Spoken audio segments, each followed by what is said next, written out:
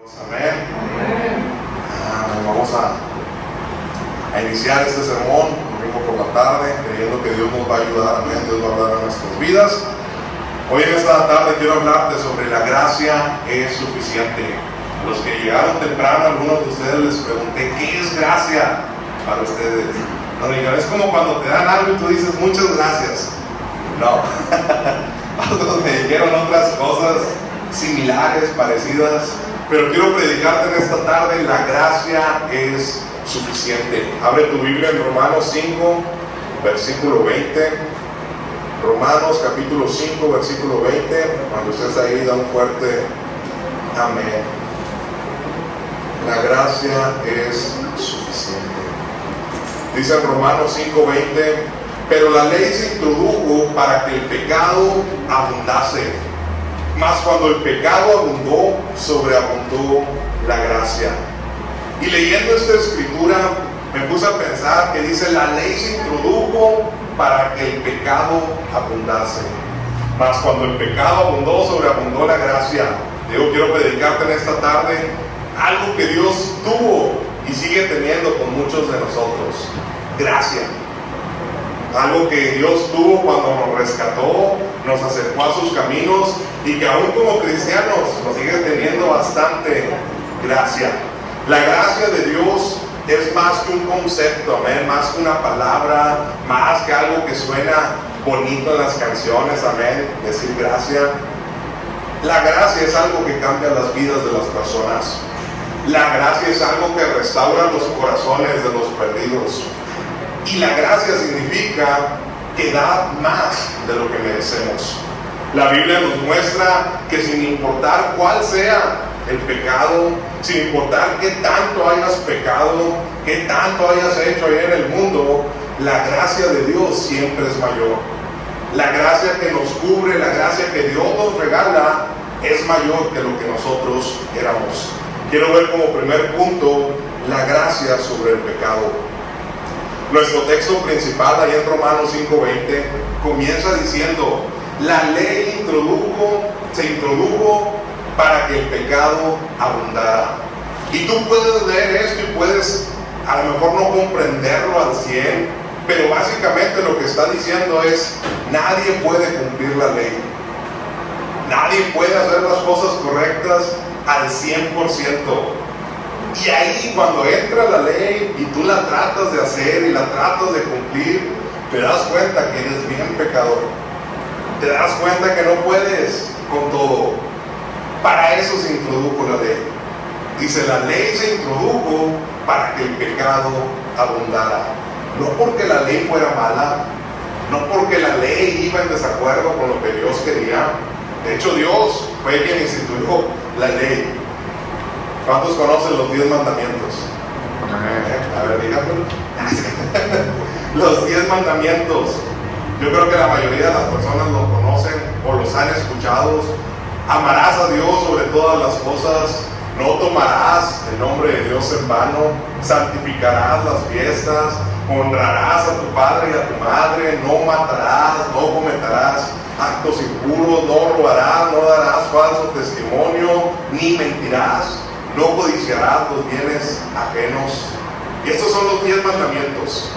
Pero si te dijera que estos 10 mandamientos es solo un resumen de la ley, solamente una pequeña parte de la ley judía, es más, trataron de abreviarlos, sí, fueron entregados por Dios en las tablas, pero si tú lees todo Levíticos, y si sigues leyendo los mandamientos, las leyes, las cosas que se estipularon para el pueblo de Dios, eran más de 613 leyes. Eran más de 613 mandamientos, por así decirlos, que el pueblo de Dios tenía que cumplir, que la gente judía tenía que hacer. Si con los 10 mandamientos también ya andamos ahí unos patinando, no los podemos cumplir. De 3 hago 5, pastor. Digo, te faltan otros 5. La ley fue puesta para hacernos reconocer que no podemos. La ley está ahí para hacernos saber que somos pecadores, viendo que no podemos cumplir con esto, ni honrar a nuestros padres a veces, amén, ni dejar de echar mentiras. No mentiras piadosas, pastor, son mentiras. ni usar el nombre de Dios en vano. Te lo juro por Diosito que yo no dije eso. ¿Cuántos han escuchado? Te lo juro por mi madre que yo no dije eso. Deja de usar el nombre de Dios en vano. No podíamos con la ley y seguimos sin poder cumplir con la ley, pero la gracia es lo que sobreabunda en el pecado. Dice ahí en 1 de Timoteo capítulo 1 versículo 15, 1 de Timoteo capítulo 1 versículo 15, cuando estés ahí dan fuerte amén. 1 de Timoteo capítulo 1 versículo 15. Dice: palabra fiel y digna de ser recibida por todos, que Cristo Jesús vino al mundo para salvar a los pecadores, de los cuales yo soy el primero. Y me hace ruido que quien escribió esto diga: yo soy el primero. Amén. ¿Tú puedes reconocer eso? Puedes realmente decir: yo soy el primer pecador. Yo soy el más grande pecador. Una cosa que te quiero decir en esta tarde es que el ser cristiano no te hace perfecto. Y eso lo tienes que tener en cuenta. Muchas personas ven al cristiano y dicen: es que ese cristiano está haciendo esto y esto. Es que el cristiano, o el ser cristiano no te hace perfecto. Mira quién estás diciendo y quién escribió estas palabras. El apóstol Pablo. Y si el apóstol Pablo, con todo lo que hizo, con todo lo que contribuyó para el reino, de cómo Jesús tuvo el encuentro con él directamente, cómo él fue y levantó iglesias, cómo fue, hizo discípulos, entonces Pablo no era el primer pecador. El primer pecador soy yo. Amén. Y luego ya después le siguen ustedes. Pero pastor, yo pensé que éramos santos, que no teníamos pecado. Si Pablo está diciendo: yo soy el primero, yo soy el primer pecador, pero él sabía del poder de la gracia. Él sabía lo que realmente conllevaba el seguir a Cristo. El apóstol Pablo, antes de venir a Cristo, era conocido como Saulo de Tarso, y estaba bien tremendo. Yo creo que era aquí de Parques o de Valle de Lincoln, allá atrás. Era duro el apóstol Pablo, perseguidor de la iglesia, cómplice de muerte del primer hombre que enviaron los discípulos a predicar, Esteban, y otros arrestos y muertes de cristianos que él venía cargando en su vida pasada. Pero cuando Cristo lo encuentra en Damasco, ya no es Saulo de Tarso, lo transforma en un hombre nuevo, en Pablo, un apóstol, el hombre de Dios. Por eso Pablo reconoce que él es el primer pecador, que la salvación que él obtuvo no fue por sus méritos, no fue porque él dijo: ya me voy a comportar bien, ya no voy a andar persiguiendo cristianos, sino que Cristo lo encuentra, y por la gracia sobreabundante de Cristo Jesús es que él pudo cambiar, es que él pudo ser una nueva criatura. Ahora, ¿cuántos de nosotros hemos sido rescatados por Cristo de una vida de pecado? ¿Cuántos de nosotros hemos sido rescatados por Cristo de una vida fuera de las leyes, de los mandamientos de Dios? La iglesia de Dios está llena de personas con un pasado. Y si tú supieras el pasado de ciertas personas, hasta te asustas, amén, de lo que hacían. Un pasado de pecado, un pasado de vidas alejadas de Dios. Una vez escuché a un pastor, no recuerdo el nombre, no sé si fue el pastor Pedro Quiroz, pero escuché que estaba mencionando en uno de sus sermones que escuchó en unas noticias que estaban diciendo que la iglesia cristiana era uno de los lugares más seguros del planeta Tierra. En las iglesias cristianas casi no había asaltos, en las iglesias cristianas no había un mayor índice de asesinatos, no había robos. Y el pastor dijo: yo sí les creo que en la iglesia cristiana no haya eso, entonces porque Dios está ahí, porque el Espíritu Santo nos cubre. Digo: no, yo les creo, porque esos ladrones, esos asaltantes, esos delincuentes ahora se están sentados ahí en esas sillas. Dice mi esposa: aquí no, aquí son puros fresitas. Ya sé, pero en Monterrey, ya es en Monterrey.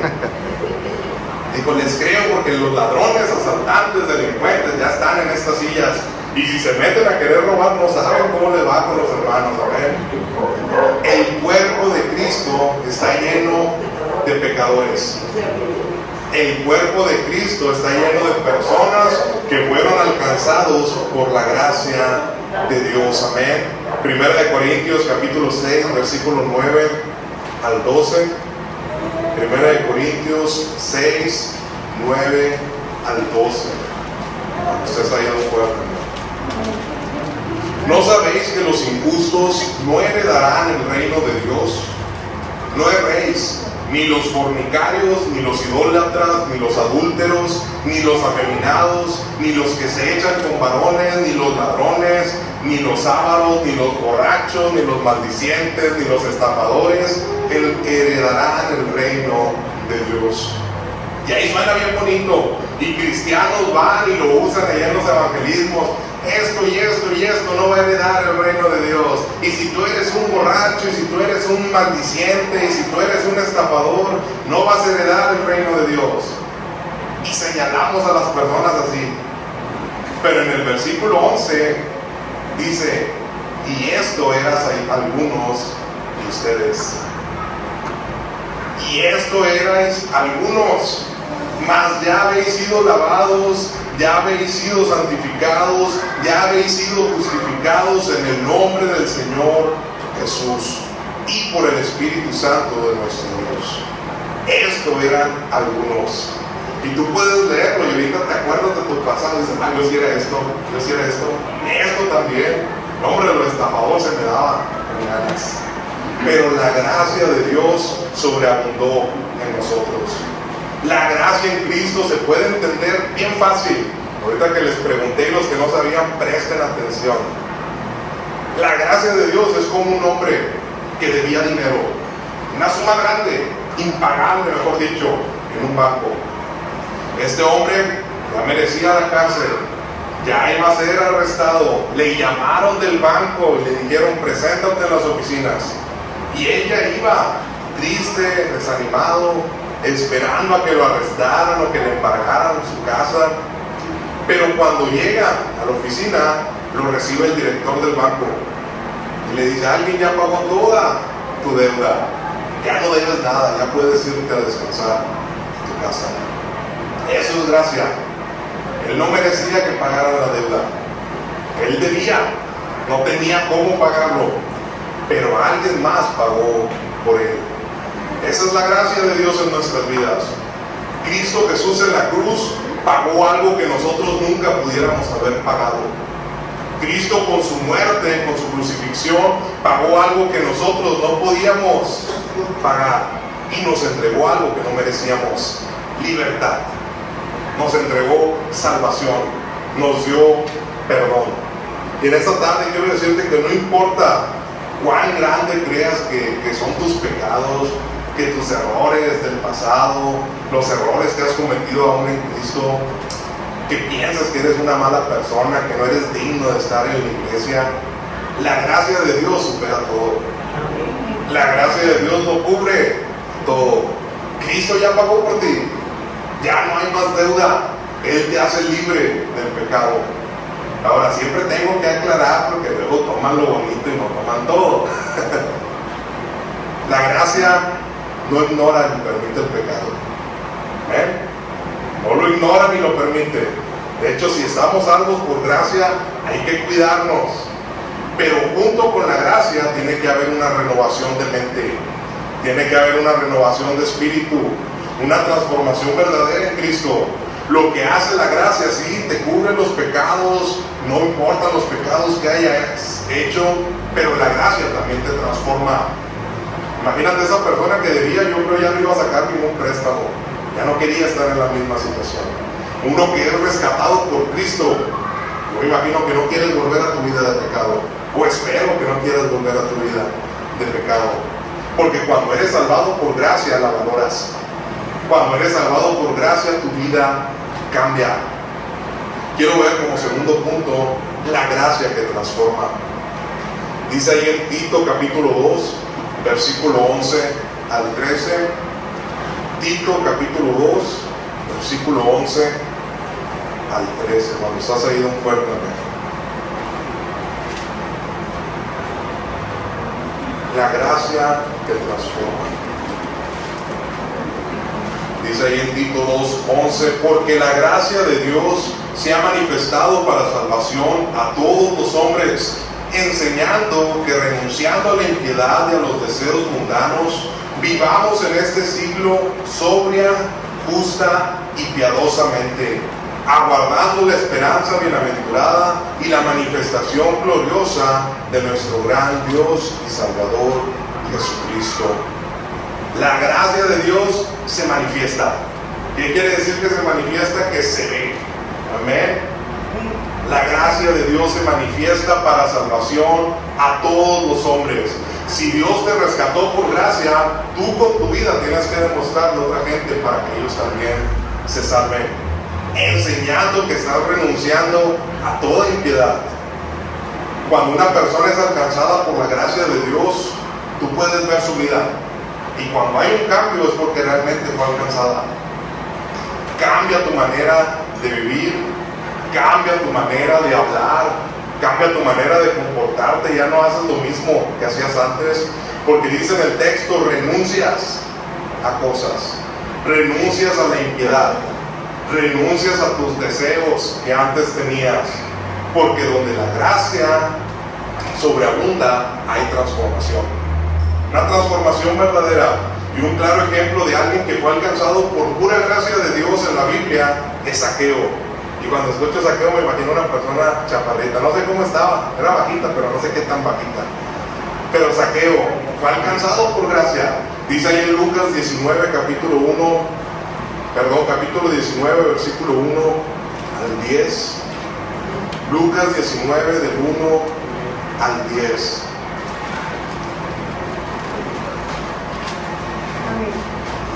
Habiendo entrado Jesús en Jericó, iba pasando por la ciudad, y sucedió que un varón llamado Zaqueo, que era jefe de los publicanos y rico, procuraba ver quién era Jesús, pero no podía a causa de la multitud, pues era pequeño de estatura.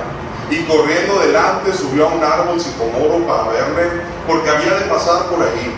Cuando Jesús llegó a aquel lugar, mirando hacia arriba, le vio y le dijo: Zaqueo, date prisa, desciende, porque hoy es necesario que pose yo en tu casa. Entonces él descendió a prisa y le recibió gozoso. Al ver esto, todos murmuraban, diciendo que había entrado a posar con un hombre pecador. Entonces Zaqueo, puesto en pie, dijo al Señor: He aquí, Señor, la mitad de mis bienes doy a los pobres, y si en algo he defraudado a alguno, se lo devuelvo cuadruplicado. Jesús le dijo: Hoy ha venido la salvación a esta casa, por cuanto él también es hijo de Abraham, porque el Hijo del Hombre vino a buscar y salvar lo que se había perdido. Amén. Zaqueo, bájate de ahí que no te veo. Amén. Zaqueo era un hombre pecador, dice la palabra de Dios. O así lo veía la gente. Dice que empezaron a murmurar: ¿qué hace Jesús con ese hombre? ¿Por qué va a posar en la casa de un pecador? La gente no lo quería. La sociedad lo rechazaba porque era estafador, porque hacía fraude, porque cobraba impuestos de los romanos. Pero cuando tiene este encuentro con Cristo, Cristo lo miró con gracia. Es más, Jesús iba a predicar a Jericó, pero de repente ve arriba y ve a Zaqueo. Y le dice: bájate de ahí, chiquitillo. Vente, vamos a posar en tu casa. Es necesario que vaya a tu casa. Zaqueo fue alcanzado por gracia. Jesús entró en su casa y cambió su vida. Eso es gracia. Nadie de la gente lo aceptaba. Nadie lo quería, era un pecador. Pero Jesús lo vio y le dio gracia. Pasó de ser el tranza, el corrupto, el pecador, el que nadie quería, a convertirse en un hombre generoso, a transformar su vida radicalmente. Buscó remediar lo malo que había hecho, una transformación inmediata. Y Zaqueo no lo hizo porque la viera y con Jesús: mira Jesús, lo que voy a hacer, ahí les voy a aventar billetes a todos. Zaqueo lo hizo porque por gracia había sido salvado y porque quería remediar su vida, su testimonio. No lo hizo porque le sobraba el dinero, no lo hizo por quedar bien, sino porque había sido libre del pecado. Quizás había sido libre de la avaricia, Cristo lo había salvado y él quería demostrar su cambio. Y si Cristo te ha salvado por gracia, tienes que demostrarlo. No vayas y vayas a dar todo el dinero a los pobres, amén. Si tienes, qué bueno. Pero demuestra que has sido salvado por gracia. Cambia tu vida, cambia tu manera de vivir. La verdadera gracia siempre produce un cambio. Si decimos que hemos recibido a Cristo y que hemos sido salvados por gracia, nuestra conducta lo debe de reflejar.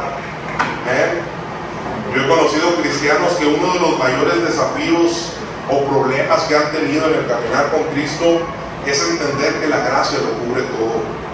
Imagínate qué hubiera pasado si Zaqueo sale de la casa con Jesús y la gente todavía lo sigue menospreciando y le sigue diciendo pecador y le sigue diciendo que es un estafador, y Zaqueo se la cree. No, pero Jesús, ya sé que ya me perdonaste y me salvaste, pero la gente me sigue juzgando, la gente sigue diciendo que yo soy así, que no voy a cambiar. Y muchos cristianos viven de esta manera. Sí, vienen a la iglesia, están en Cristo, pero tienen ese problema que no entienden que la gracia lo cubre todo y viven condenados. Es que yo antes era esto, es que yo todavía pienso esto. Ya no vivimos bajo el poder del pecado, ya no eres esclavo del pecado. Pero muchos creyentes luchan porque sienten que su pasado, que sus errores, que sus adicciones, que sus debilidades no los hacen merecedores de gracia. Sin embargo, la gracia de Dios es más poderosa que cualquiera de esas cosas. Es más poderosa que el pecado. La gracia de Dios es mucho mayor que tu pasado. La gracia de Dios cubre todo error que hayas cometido. Ahora vuelvo a aclarar. La gracia de Dios no es una excusa para pecar. Ya estoy en la iglesia, ya tengo a Cristo, ya me salvó por gracia, peco y acabo. La gracia lo cubre. Cristo ya pagó, usted libre de pecado. Eso no es la gracia. La gracia no es una excusa para pecar. Es el poder que Dios te da para que dejes de pecar.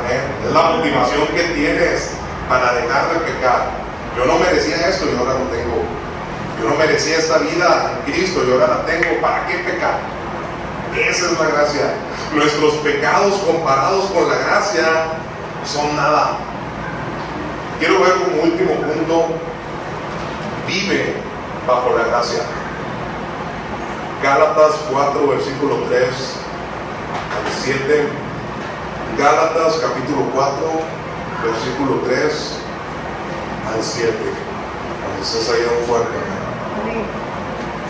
Así también nosotros, cuando éramos niños, estábamos en esclavitud, bajo los rudimientos del mundo.